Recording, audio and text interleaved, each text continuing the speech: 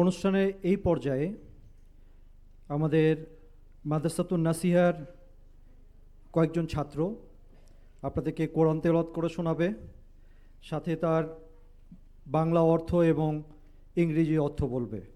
আমি স্টেজে আসার জন্য অনুরোধ করছি আইমান খান, উসমান রাফাত হক এবং মুসাব আবদুল্লাহ আনাসকে স্টেজে আসার জন্য। আসসালামু আলাইকুম ওয়া রাহমাতুল্লাহ।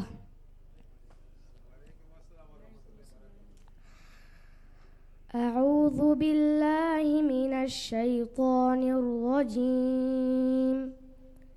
বিসমিল্লাহির রহমানির রহিম। মাসালুল লাযীনা ইউনফিকুনা আমওয়ালাহুম ফি সাবিলিল্লাহি كمثل حبة أنبتت 7 سنابل في كل سنبلة 100 حبة والله يضاعف لمن يشاء والله واسع عليم. الذين ينفقون أموالهم في سبيل الله ثم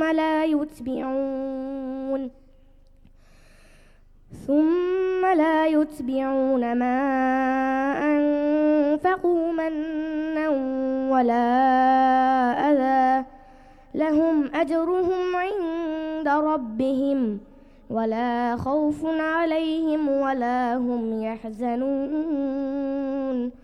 قول معروف ومغفرة خير من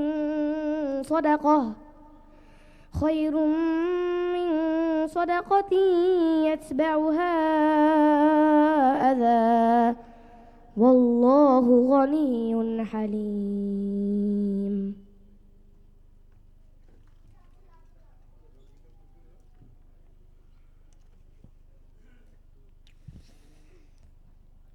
These verses have been recited from Surah Al-Baqarah, verse 261 to 263.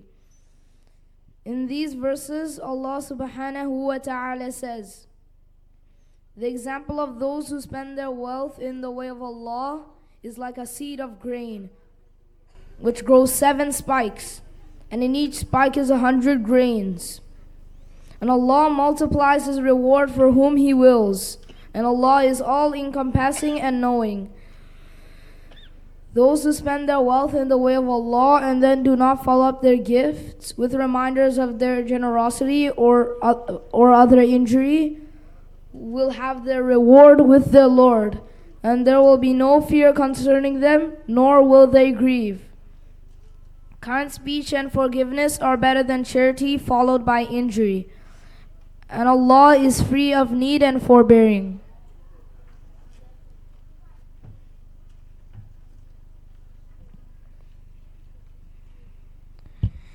কোরআন মাজিদের সূরা আল বাকারার 261 থেকে 263 নম্বর পর্যন্ত 3টি আয়াত তেলাওয়াত করা হয়েছে।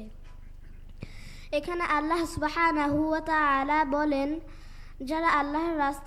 যারা আল্লাহর পথে তাদের সম্পদ ব্যয় করে তাদের উপমা এমন একটি বীজের মতো যা উৎপন্ন করল 7টি শীষ, প্রতিটি শীষে রয়েছে 100টি দানা, আর আল্লাহ যাকে চান তাকে আরও বাড়িয়ে দেন, আর আল্লাহ প্রাচুর্যময় সর্বজ্ঞ। যারা আল্লাহর রাস্তায় তাদের সম্পদ ব্যয় করে অতঃপর তারা যা ব্যয় করেছে তার জন্য খোটা দেয় না এবং কোনো কষ্টও দেয় না, তাদের জন্য তাদের রবের নিকট প্রতিদান রয়েছে, আর তাদের কোনো ভয় নেই এবং তারা চিন্তিতও হবে না। যে দানের পর কষ্ট দেওয়া হয় তার চেয়ে সুন্দর কথা ও ক্ষমা প্রদর্শন উত্তম, আর আল্লাহ অভাবমুক্ত সহনশীল। জাযাকুমুল্লাহু খায়রান। আসসালামু আলাইকুম ওয়া রাহমাতুল্লাহ।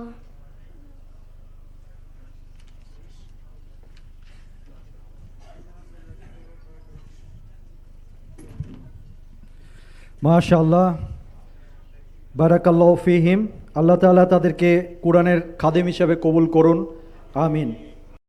নাসিহা ফাউন্ডেশন, রবের সন্তুষ্টিতে কল্যাণের পথে।